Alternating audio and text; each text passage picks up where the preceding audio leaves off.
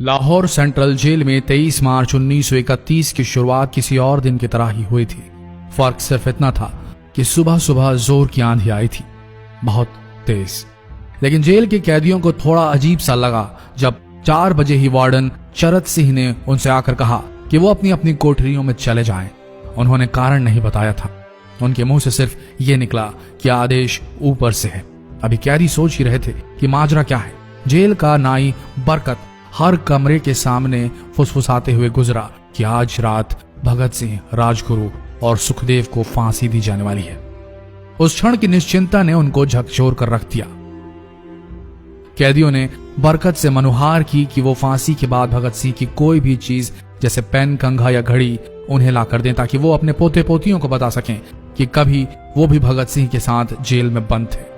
बरकत भगत सिंह की कोठरी में गया और वहां से उनका पेन और कंघा ले आया। सारे कैदियों में होड़ लग गई कि किसका उस पर अधिकार हो। आखिर में ड्रॉ निकाला गया, लाहौर कॉन्स्पिरेसी केस। अब सब कैदी चुप हो चले थे।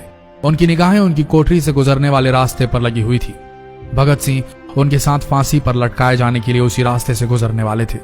एक बार पहले जब भगत सिंह उसी रास्ते से ले जाए जा रहे थे तो पंजाब कांग्रेस के नेता भीमसेन सच्चर ने आवाज ऊंची कर उनसे पूछा था, आप और आपके साथियों ने लाहौर कॉन्स्पिरेसी केस में अपना बचाव क्यों नहीं किया?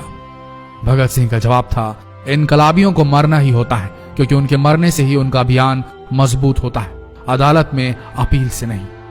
वार्डन चरत सिंह भगत सिंह के खैर ख्वाह थे और अपनी तरफ से जो कुछ बन पड़ता था उनके लिए किया करते थे। उनकी वजह से ही लाहौर की द्वारकादास लाइब्रेरी से भगत सिंह के लिए किताबें निकलकर जेल के अंदर आ पाती थी। भगत सिंह की जेल की जिंदगी काफी कठिन थी।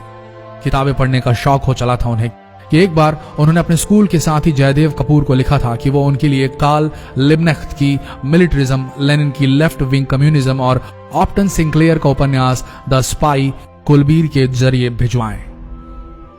भगत सिंह जेल की कठिन जिंदगी के आदी हो चले थे। उनकी कोठरी नंबर 14 का फर्श पक्का नहीं था, उस पर घास उगी हुई थी। कोठरी में बस इतनी ही जगह थी कि उनका 5 फुट 10 इंच का शरीर बमुश्किल उसमें लेट पाए। भगत सिंह को फांसी दिए जाने से 2 घंटे पहले उनके वकील प्राणनाथ मेहता उनसे मिलने पहुंचे।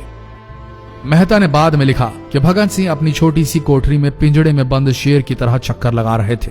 इनकलाब जिंदाबाद। उन्होंने मुस्कुराकर मेहता को स्वागत किया और पूछा कि आप मेरी किताब रिवोल्यूशनरी लेनिन लाए या नहीं। जब मेहता ने उन्हें किताब दी तो वे उसे उसी समय पढ़ने लगे मानो उनके पास अब ज्यादा समय न बचा। मेहता ने उनसे पूछा कि क्या आप देश को कोई संदेश देना चाहेंगे? भगत सिंह ने किताब से अपना मुंह हटाए बगैर कहा, सिर्फ 2 संदेश, साम्राज्यवाद मुर्दाबाद और इनकलाब जिंदाबाद। इसके बाद भगत सिंह ने मेहता से कहा कि वो पंडित नेहरू और सुभाष चंद्र बोस को मेरा धन्यवाद पहुंचा दे जिन्होंने मेरे केस में गहरी रुचि ली थी। भगत सिंह से मिलने के बाद मेहता राजगुरु से मिलने उनकी कोठरी पहुंचे। राजगुरु के अंतिम शब्द थे, हम लोग जल्द मिलेंगे। सुखदेव ने मेहता को याद दिलाया कि वो उनकी मौत के बाद जेलर से वो कैरम बोर्ड ले लें जो उन्होंने उन्हें कुछ महीने पहले दिया था। मेहता के जाने के थोड़ी देर बाद जेल अधिकारियों ने तीनों क्रांतिकारियों को बता दिया कि उनको वक्त से 12 घंटे पहले ही फांसी दी जा रही है। अगले दिन सुबह 6 बजे की बजाय उन्हें उसी शाम 7 बजे फांसी पर चढ़ा दिया जाएगा। भगत सिंह मेहता द्वारा दी गई किताब के कुछ पन्ने ही पढ़ पाए थे। उनके मुंह से निकला, क्या आप मुझे इस किताब का एक अध्याय भी खत्म करने नहीं देंगे? भगत सिंह ने जेल के मुस्लिम सफाई कर्मचारी बेबे से अनुरोध किया कि वो उनके लिए उनको फांसी दिए जाने से 1 दिन पहले शाम को अपने घर से खाना जरूर लाएं। लेकिन बेबे भगत सिंह की इच्छा पूरी नहीं कर सके क्योंकि भगत सिंह को 12 घंटे पहले फांसी देने का फैसला ले लिया गया और बेबे जेल के गेट के अंदर ही नहीं घुस पाए।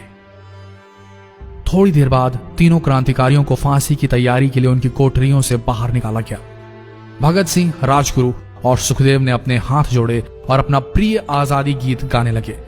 कभी वो दिन भी आएगा कि जब आजाद होंगे हम, या अपनी ही जमीन होगी या अपना आसमान होगा।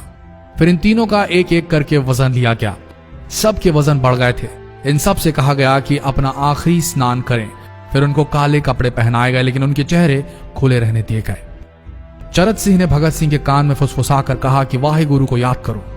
फांसी का तख्ता भगत सिंह लिए बोले, पूरी जिंदगी मैंने ईश्वर को याद नहीं किया।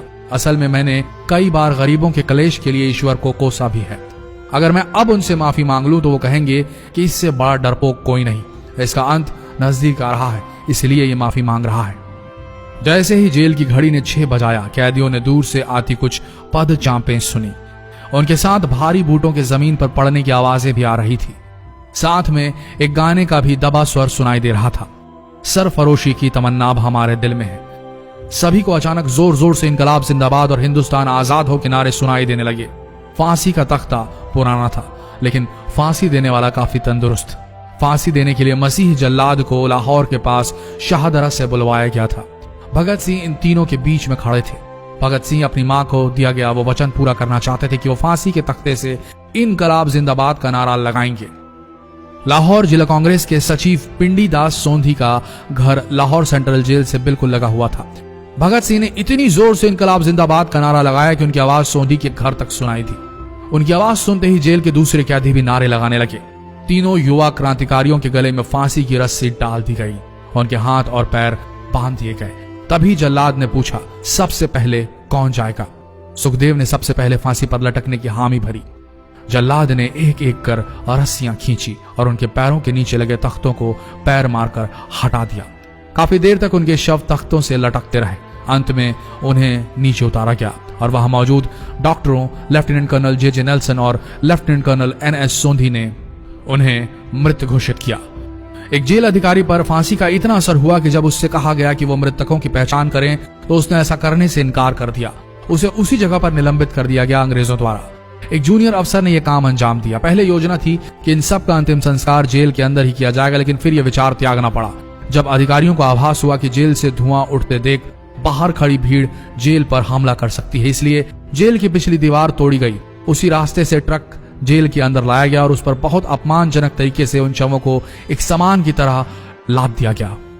पहले तय हुआ था कि उनका अंतिम संस्कार रावी के तट पर किया जाएगा, लेकिन रावी में पानी बहुत ही कम था, इसलिए सतलज के किनारे शवों को जलाने का फैसला लिया गया। उनके पार्थिव शरीर को फिरोजपुर के पास सतलज के किनारे लाया गया। तब तक रात के 10 बज चुके थे। इस बीच उप पुलिस अधीक्षक कसूर सुदर्शन सिंह कसूर गांव से एक पुजारी जगदीश अचरज को बुला लाए। अभी उनमें आग लगाई ही गई थी कि लोगों को इसके बारे में पता चल गया। जैसे ही ब्रितानी सैनिकों ने लोगों को अपनी तरफ आते देखा, वो शवों को वहीं छोड़कर अपने वाहनों की तरफ भागे। सारी रात गांव के लोगों ने उन शवों के चारों ओर पहरा दिया। अगले दिन दोपहर के आसपास जिला मजिस्ट्रेट की दस्तखत के साथ लाहौर के कई इलाकों में नोटिस चिपकाया गया, जिसमें बताया गया कि भगत सिंह, सुखदेव और राजगुरु का सतलज के किनारे हिंदू सिख रीति से अंतिम संस्कार कर दिया गया है। तो ये थे भगत सिंह की जिंदगी के वो 12 आखिरी घंटे। आशा करते हैं इस वीडियो में सुनाई गई ये कहानी आज युवा पीढ़ी के दिलों में मर चुके देशभक्ति को जगाने में कामयाब होंगे। जितना हो सके इस संदेश को पूरे देश में पहुंचाएं। इस वीडियो को शेयर करें फेसबुक पर, व्हाट्सएप पर, और हो सके तो इस पेज को फॉलो करें ताकि ऐसे ही वीडियोस आप तक सही समय पर पहुंच सके। मिलते हैं अगले वीडियो में, तब तक के लिए आप सबका धन्यवाद।